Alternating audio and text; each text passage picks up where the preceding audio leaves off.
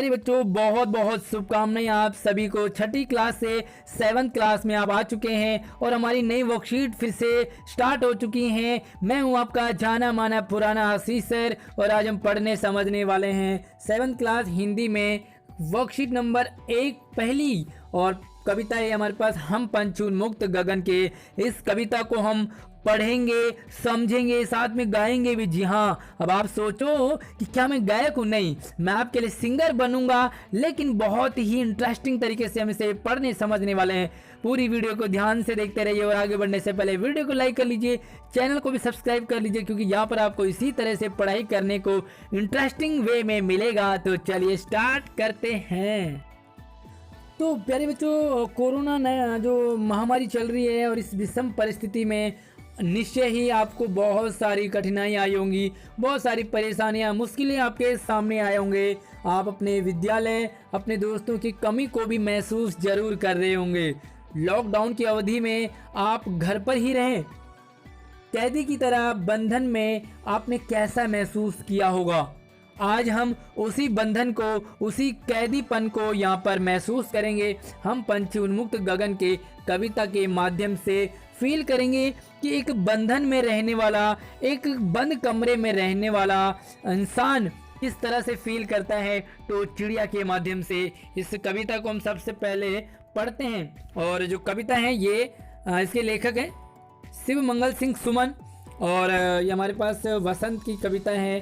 तो चलिए मैं यहाँ पर आपसे पढ़ता हूँ पहले, तो मेरे साथ आपने भी इसे गाना है। तो चलिए स्टार्ट करते हैं गाने को और मेरे साथ आप भी जरूर गुनगुनाएंगे। तो स्टार्ट करें। हम पंछी उन्मुक्त गगन के पिंजर बद न गा पाएंगे, कनक तीलियों से टकरा कर पुलकित पंख टूट जाएंगे।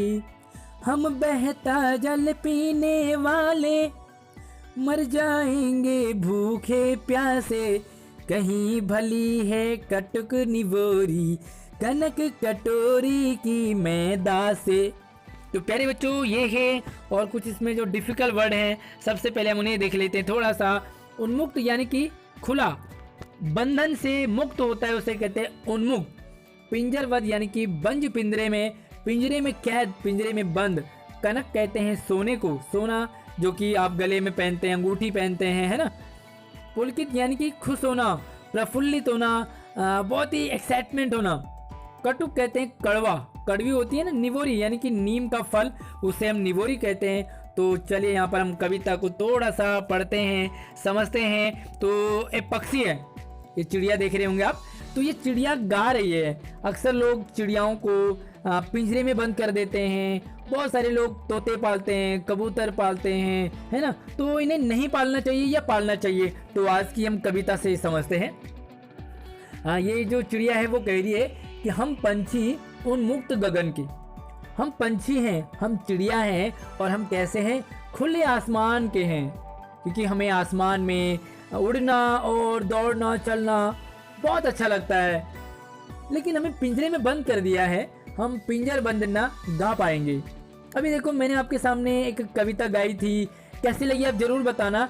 लेकिन अगर मैं यही बंधन में रहता तो शायद मुझे गाना अच्छा नहीं लगता, क्योंकि मैं खुले विचारों वाला हूं, इसलिए अच्छा लग रहा है।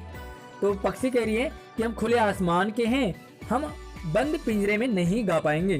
क्या होता बंद पिंजरे में? कि कनक तीलियों से टकरा कर, जो कनक तीलियां हैं, कनक यानी कि सोना, तो सोने के पिंजरे में पक्षी को बंद किया है। और वो पक्षी कहती है कि ये सोने की जो सलाखें हैं, यानी कि जो पिंजरा है, उसमें अगर मैं उड़ूंगी, फड़फड़ाऊंगी, अपने पंख फैलाऊंगी तो क्या होगा? मेरे पंख, पुलकित पंख टूट जाएंगे।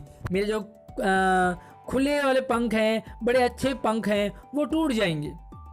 हम बहता जल पीने वाले हैं। तो पक्षी कहते हैं कि हम बहता जल पीने वाले हैं, हम नदी का पानी पीने वाले हैं और हमें बंद कर दिया तो हमें अच्छा नहीं लग रहा। हमें कटोरी में आप पानी दे रहे हो तो वो मुझे पसंद नहीं है।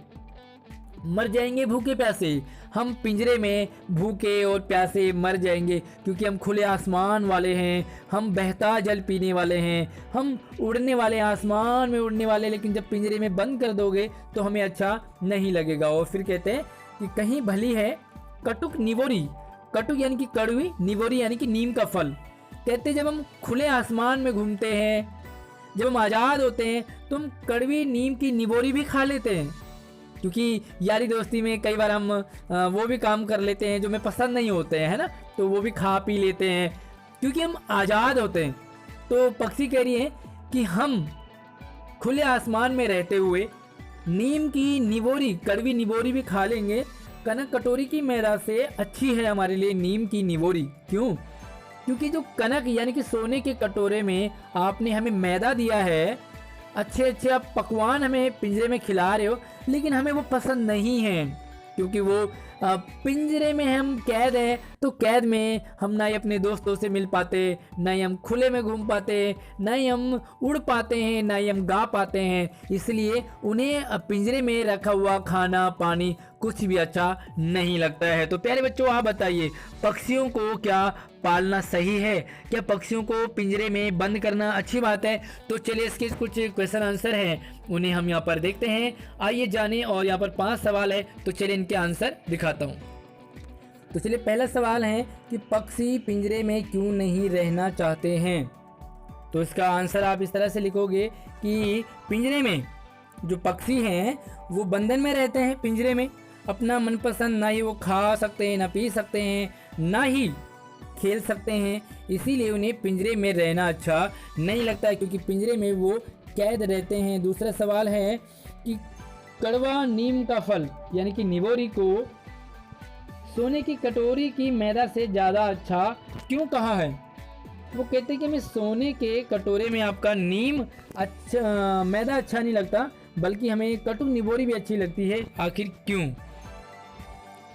तो इसका आंसर है अपने मन एवं आज़ाद होकर कड़वी नीम की निवोरी अच्छी होती है, बजाय गुलामी में मिले सोने की कटोरी वाली मैदा से, क्योंकि आज़ादी सभी को अच्छी लगती है। तो यहाँ पर जो चिड़िया हैं, पक्षी है, वो बंद है, इसलिए उसे बंद पिंजरे में कुछ भी अच्छा नहीं लगता है। तीसरा सवाल है, क्या आपको लगता है कि पक्षी भी मनुष्य की तरह भावों को महसूस करते हैं, यानी कि सही को गलत को फील करते हैं? हाँ, मुझे लगता है पक्षी और जानवर भी इंसानों की तरह भावों को महसूस करते हैं।